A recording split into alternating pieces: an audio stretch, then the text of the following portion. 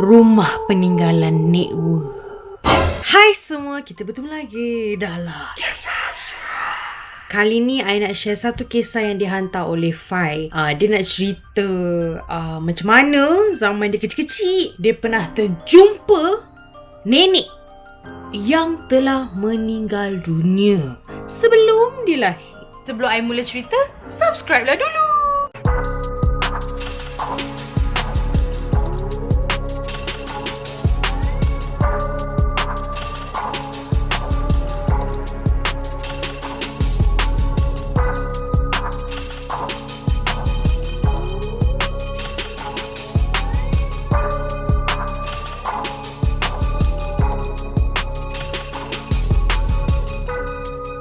So menurut Fai, cerita ni berlaku pada zaman tahun 80-an. Waktu ni dia sepupu sepapak dia memang akan berkumpul dekat rumah nenek dia. Nenek Fai ni dia dah meninggal, atuk pun dah meninggal, tapi rumah tu jadi macam rumah induk sebab ada dua makcik dia yang at that time belum kahwin. So adik-beradik lain ni yang dah beranak pinak, yang dah kahwin ke apa, yang duduk juga area dekat-dekat ke apa ke, memang diorang suka anak diorang berkumpul kat situ. Jadikan rumah tu rumah transit bila hari persekolahan. And bila cuti sekolah pun diorang suka juga tidur kat situ sebab dah biasa sangat dengan sepupu sepapak ni kan. Diorang ni dah macam adik-beradik dah. Hari sekolah transit kat situ, cuti sekolah pun tidur kat situ. Sudah jadi macam rumah induk lah. So rumah ni pula dia bukannya terletak dekat luar bandar ke apa tau. Dia kata rumah nenek dia ni dekat kampung baru. So semua orang boleh faham lah kenapa cucu-cucu ni semua transit dekat situ kan. Sebab yang mana-mana parents semua duduk KL ke apa, so anak sekolah lah mana-mana tapi transit kat situ lah. Okay, untuk you guys faham situasi rumah nenek Fai dekat kampung baru ni, dia kata rumah nenek dia bukanlah rumah besar banglo lot ke apa, tapi dia kata macam rumah pangsa tapi 4 tingkat je. Rumah pangsa 4 tingkat, lepas tu dia ada macam rumah-rumah lah kan, sebenarnya rumah pangsa 4 tingkat kan, tapi yang duduk kat dalam satu bangunan tu macam saudara-saudara jauh, saudara bawah bacang, tapi memang saudara, tak ada orang luar. So memang sebab itulah dia dengan sepupu sepapak dia, dengan dia punya 2 pupu ke 3 pupu ke apa, so memang suka selain dia transit kat situ, dia suka tidur bila cuti sekolah sebab ramai budak-budak kan. So dia orang macam satu geng ni, satu bangunan tu semua saudara mara tu,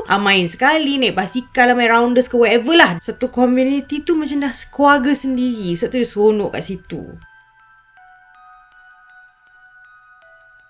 Okay, itu sedikit background story lah yang Fai share dengan kita. Dia kata dekat sana selain semua orang suka biar je anak-anak ke anak-anak buah ni semua berleluasa, lari sana lari sini, main sampai senja kena perambat, semua kena balik rumah sebelum maghrib, perkara-perkara biasa tu, ada satu misteri yang menyelubungi bangunan itu. Atau lebih spesifik, dia kata dalam email dia, yang menyelubungi keluarga mereka.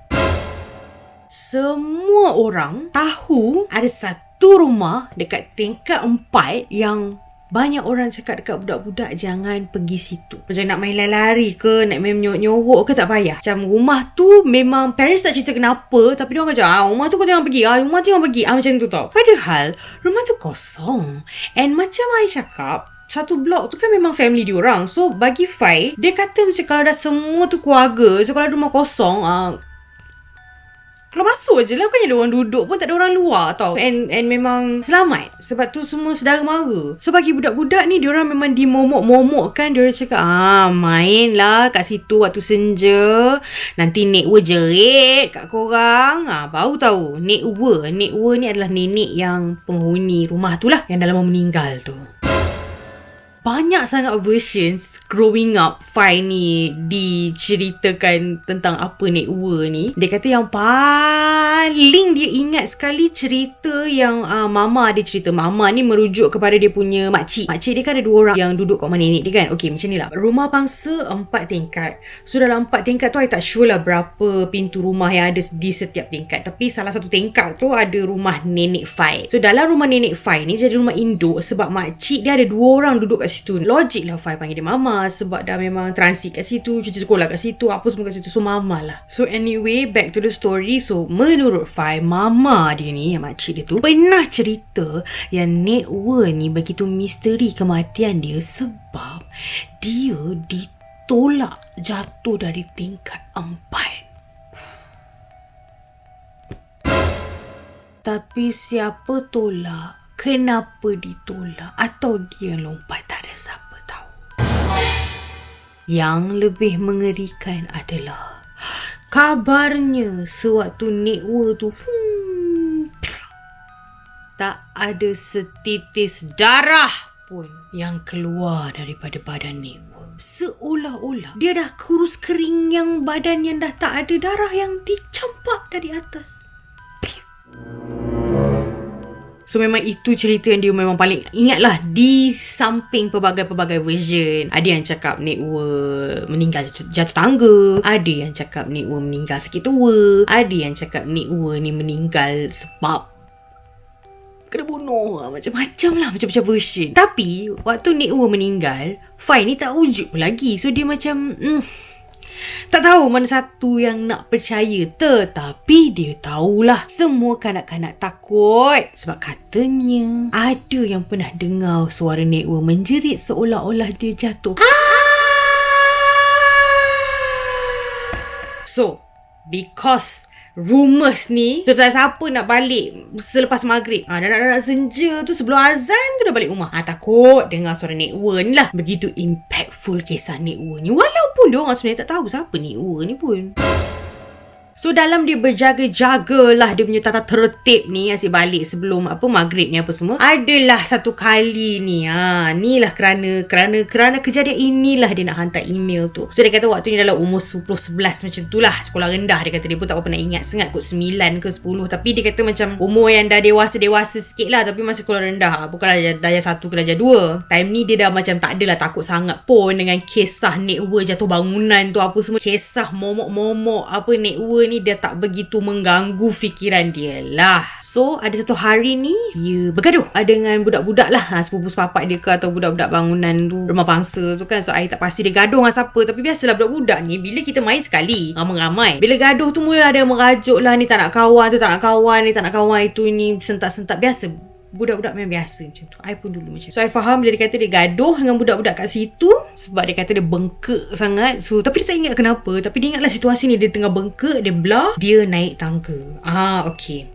Dia kata seumur hidup dia melepak dekat situ, main dekat situ, dia memang tak pernah lepak dekat tangga. Okay, tangga ni adalah bangunan ni, dia ada tangga biasa tau, tangga depan. So macam kalau orang datang rumah bangsa tu, kalau yang mana rumah bawah tu, okay boleh terus masuk lah, Assalamualaikum. Lepas tu boleh naik tangga tau, ni ada bahagian depan. So macam boleh naik tangga macam biasa, bangunan macam biasa sebab dia 4 tingkat je. Tapi bangunan ini juga ada tangga kat belakang tau. Tangga ni pula cantik dia kata, sebab zaman dulu memang kebanyakan rumah memang buat tangga spiral. Tangga ni dia betul-betul connected dekat pintu belakang rumah. Kira macam maybe pintu dapur untuk orang senang macam balik pasar masuk ke apalah macam tu lah. So macam pintu belakang rumah ada tangga spiral. So bila dah bengkak, membawa hati yang marah tu, merajuk, dia pergi naik tangga tu. Tangga ni memang area off limit untuk kanak-kanak sebab it's not very safe, dia kata. Memang tangga tu dia tak pernah pakai pun, tapi sebab marah punya pasal waktu tu. So dia naik, dia lepak ke tingkat atas, tingkat 4. Memang tangga tu berhenti kat tingkat 4 lah, sebab ada 4 tingkat je kan. Tapi rumah yang tangga yang dia pilih untuk lepak tu adalah rumah Nekwa. Waktu ni Fai rasa selamat lah sebab Nekwa dah tak ada. So takkan ada orang lah nak kacau dia ke macam kenapa main kat sini kan. Sebab budak-budak kan off limit tangga tu. And kawan-kawan dia yang lain, sepupu-sepapak dia memang pun tak akan jumpa dia dekat situ. So paling strategik lah untuk membawa diri yang jiwa luka tu. Mula-mula dia ada rasa macam seram-seram tau. Even waktu siang, macam every time dia naik, semakin dia naik tangga tu dia akan rasa macam takut. Tapi dia tak rasa lah macam itu adalah takut entity atau paranormal, sebab dia rasa mungkin macam tinggi kan gayat. Mungkin itu punca dia takut.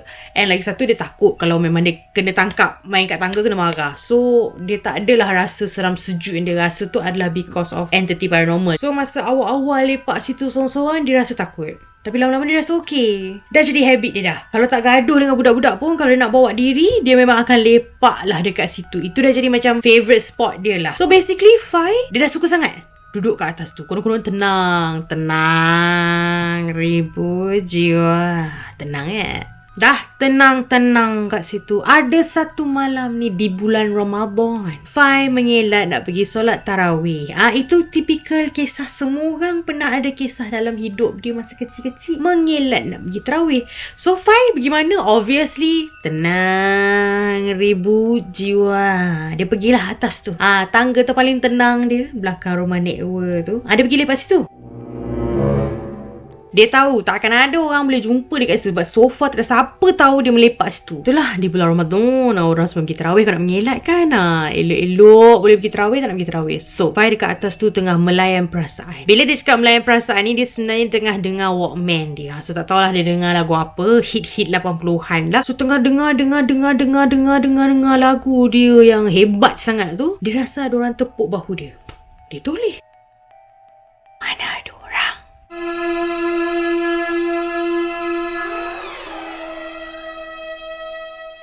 Dalam pada dia tengah terkejut sebab dia dah pusing tak ada orang ke apa ni semua, dia automatik mulut dia pula pergi sebut, Tok, nenek, cucu tumpang duduk. Lepas tu dia macam lepas dia dah cakap tu, dia macam tersedam macam apa aku merepek ni, bulan puasa mana ada hantu.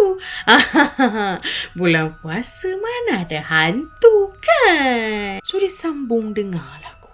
Tak lama lepas dia sebut je benda tu dan dia sambung balik dengan lagu, dia nampak macam ada bayang-bayang ada orang tengah naik tangga tau.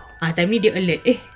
Ada orang naik ke? Dia takut lah kalau orang tahu dapat tangkap dia tak pergi solat tarawih. So dia macam tengah alert tau, berjaga-jaga. Tapi dia senyap. Dia pula bila dia dengar Walkman tu, dia tak dengar kuat. Macam kalau kita kuatkan volume kan, kita boleh dengar daripada kita punya earphone tu kan. Aku tak tahu dia pakai earphone ke apa ke apa, tak kisahlah. Tapi dia tak dengar volume yang sangat kuat. That's why dia boleh macam nampak bayang-bayang, dia boleh alert, boleh dengar apa semua tau. So dia dah nampak sosok bayang-bayang macam tengah nak naik tangga. Dia macam semakin alert lah. Janganlah sampai tingkat 4. Tapi dia nak takut apa? Sebab tingkat 4 tu kan rumah kosong, tak mungkin ada orang naik. Cuma dia takut bila orang naik, orang macam siapa tu? Dia takut kantoi kan. Satu sebab orang tua-tua tak suka budak-budak main kat tangga. Satu lagi sebab lepas tu dia dengar bunyi footstep naik tangga tu. So macam apa ni, lama betul nak naik 4 tingkat je kot. Apa ni bunyi tok duk bunyi tapak kaki menaiki tangga tu. Tapi tak naik-naik. Macam kau ni apa benda ni yang macam lama betul lah naik. So dalam dia tengok, dia intai tak boleh nak nampak clear tau. Macam tak boleh nak nampak ni lelaki ke perempuan ke pakcik ke makcik, tak boleh nak tengok. Dia cabut earphone nak tengok, nak fokus lah. Sebab ni kan ada lagu tu. Cabut tu sayup je. Dia dengar ada suara perempuan nyanyi.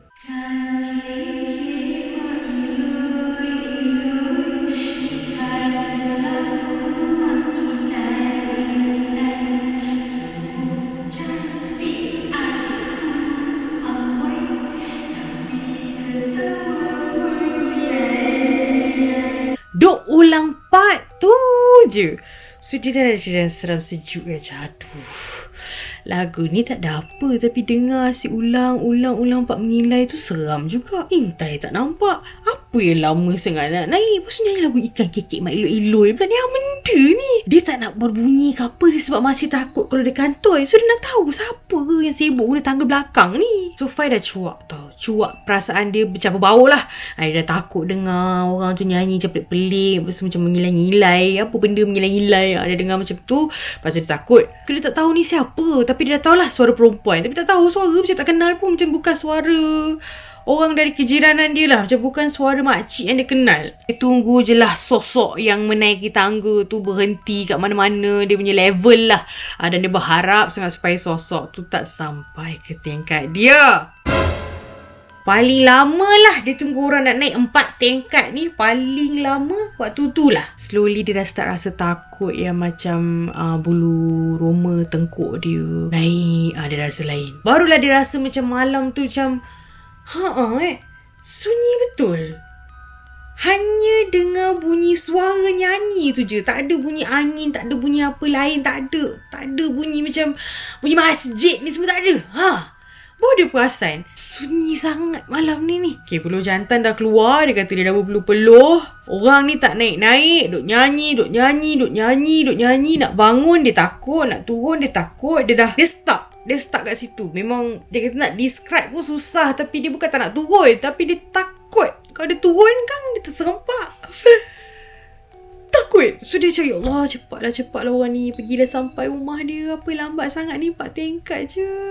Dalam tak lama dia duduk kat situ. Finally dia dengar makin jelas tapak kaki menaiki tangga. Macam, finally orang ni nak naik dah. Cepatlah masuk rumah kau. Sebab dia yakin orang tu takkan sampai tingkat 4. Dia sebab ni kan rumah Nekwa.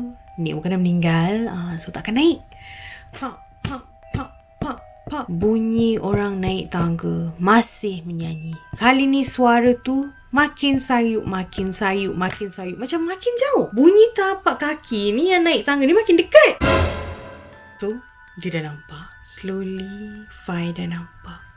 Sosok yang naik ni, sosok wanita ni, dah start nampak dah. Dah nampak badan, kepala sikit. Dia kata orang tu tunduk. Rambut ni hitam ada putih-putih lah. So menunjukkan orang tua. Mula naik. Dah nampak dah. Kenapa naik tingkat 4? Kenapa naik tingkat 4? Belakang ni kan rumah Nekwa kosong. Siapa ni yang nak naik ni? Dalam dia tengah tunggu, orang dia tak tahu kenapa. Dia pun tak bercakap, tak apa. Dia macam senyap. Macam tu je, terkaku. Perasaan dia memang bercampur bau. Takut kantoi, takut hantu, takut apa semua dah takut kan. Dah berpeluh-peluh. So dia tunggu. Cik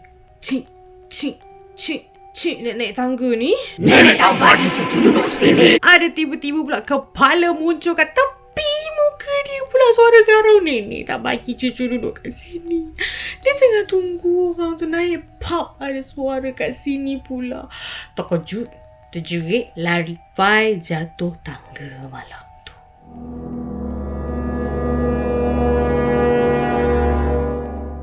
Dia bangun.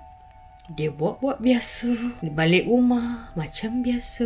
Konon-konon balik tarawih. Dia tak pernah bagi tahu siapa-siapa. Dia tak demam macam usually orang akan demam seminggu lah. Apa dia tak demam? Cuma dia duduk macam, ya Allah, apa yang berlaku kat dia kan? Benda tu memang betul-betul jerit kat sebelah dia. Dia perasan macam ada sosok kepala. Cuma dia tak sempat toleh je. Dia tak tahu rupa apa yang marah dia. Nenek tak bagi cucu duduk kat sini. Orang yang naik tangga tu pun masa dia jalan lari takut dia jatuh tangga tu pun dia tak jumpa. Until lepas 2-3 tahun macam tu, ada kejadian di mana ada bau yang sangat busuk datang daripada rumah Nekwa. Mula-mula orang macam buat tak tahu, tapi lama-lama macam the whole floor yang tingkat 4 tu tak tahan bau tu. Lepas tu orang-orang rumah bangsa tu sedang mara ni semua macam berbincang, dia orang macam, okay, tak apalah, kita pecah masuk. Takutlah kalau ada bangkai ke apa kan, haiwan mati dalam tu. Lagipun rumah tu rumah kosong, tak disewakan kat siapa-siapa ke apa kan. So macam, jomlah kita check. Sebab bau busuk sangat ni. Fai memang nak tahu sangat tau. Sebab kan dia pernah kena kacau beberapa tahun yang lalu. Sebelum kejadian ada bau tu kan, dia masa umur dia 10-11 macam tu kan, dia pernah kena kacau dengan kepala keluar. Padahal macam saya cakap, dia bersandar kat pintu, mana ada orang. Kita kena tepuk. Lepas tu dia pandai-pandai cakap, tok nenek cucu tumpang duduk. Lepas tu nenek tak bagi duduk situ kan. So dia macam trigger balik memory dia. So dia pun ikut lah dengan orang. Sebab time ni dia dah sekolah menengah, dia dah jadi abang kan. So dia ikut lah orang dewasa yang lain tu nak pergi pecah masuk rumah tu. So orang pecah je masuk rumah tu. Orang expect jumpa bangkai lah, musang ke, tikui ke. Tak. Semua orang tergamam. Sebab masuk je rumah tu semerbak bau wangi. Fai kata dia pun tak pasti bau apa, tapi dia memang bau wangi. Bau macam bau bunga-bunga wangi. Memang masa diorang kat luar, semua macam macam tu tau. Dia kata semua orang tutup mulut, tutup hidung. Betapa bau tu sangat mengganggu lah masyarakat kat situ. Buka je pintu, tak adalah angin whoosh ke apa semua, tak ada. Tapi buka je semerbak bau wangi. So diorang masuk. Fai pun masuk sekali lah. Masuk je rumah tu, masih wangi. Dan rumah tu bersih ya. Orang expect berdebu, berabuk. Sebab Nekwa ni kan meninggal sebelum Fai ni wujud pun lagi. So dah berapa lama lah rumah tu kosong. Tak ada habuk, tak ada sawang, tak ada kesan-kesan macam rumah tu rumah tinggal. Dia bersih sebersih-bersihnya ya. Walaupun tak ada barang dalam tu. Bersih. So orang duk masuk explore ni. Dari satu bilik ke satu bilik ke satu bilik. Lepas tu diorang semua berkumpul balik kat ruang tamu tu. Dia cakap tak ada apalah. Tak tahulah bau tu datang pada mana. Mungkin kita kena check atap lah kot. Masa semua orang nak keluar daripada rumah tu, sekali lagi mereka didendangkan. Ikan kekek mak ilui.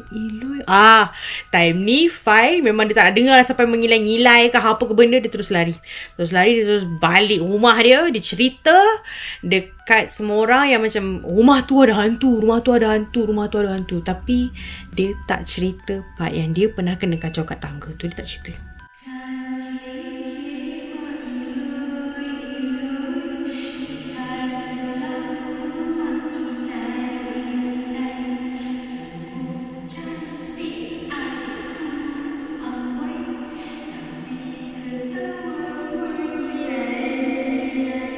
Itu saja kisah yang I ada kali ni untuk kongsi dengan kalian tentang pengalaman Fai yang diganggu pada bulan Ramadan. Ramadan pun dah dekat kan guys. So mungkin kisah Fai ni boleh jadi pengajaran kepada kita. Jangan terlalu confident di waktu bulan Ramadan sebab yang kena ikat lain, yang tak diikat pun ada. I ada teori di mana orang-orang dekat dia punya rumah pangsa tu, diorang tak bagi budak-budak lepak tangga bukan sebab tak safe kot. Mungkin sebab diorang tahu tangga tu laluan kot. Kalau orang tua-tua dah cakap jangan, kau tak payahlah nak atau paling healing pergi kat tempat tu. Kadang-kadang kan ni lah orang kata tak ada penyakit cek penyakit. So guys, pengajaran kat sini, kalau orang tua-tua dah pesan, ikut, dengar. Walaupun kadang-kadang orang tua-tua ni tak semestinya dia yang betul, tapi bila dia pesan, janganlah terus ignore. Kalau dah tahu ada satu rumah tu misteri sikit, cara kematian owner rumah tu, jauh-jauh lah, tak payahlah dekat-dekat kat situ. Mungkin I pun tak nak bercerita buruk tentang orang yang dah tak ada ni kan, tapi macam mungkinlah apa yang mendiami rumah tu tak semestinya belaan atau peninggalan orang yang dah meninggal. Mungkin sebab rumah lama kosong, so apa-apa sahajalah yang boleh duduk kat situ kan. So tak semestinya lah itu adalah saka ke atau jin belaan, kadam ke apa, nekwa tu. Cerita ni pengajarannya boleh dielak daripada dengan tengking dengan hantu kalau kau tak lepak kat situ gara-gara kau nak ponting tarawih. Kalau anda ada juga kisah yang lebih kurang sama atau pengalaman berbeza atau pengalaman diganggu sewaktu bulan Ramadan, boleh juga hantar kepada email yang tertera dekat bawah. Nanti kita akan sharing is caring lah. So apa pun sehingga kita bertemu lagi lah in the next video. Okay, bye. Assalamualaikum.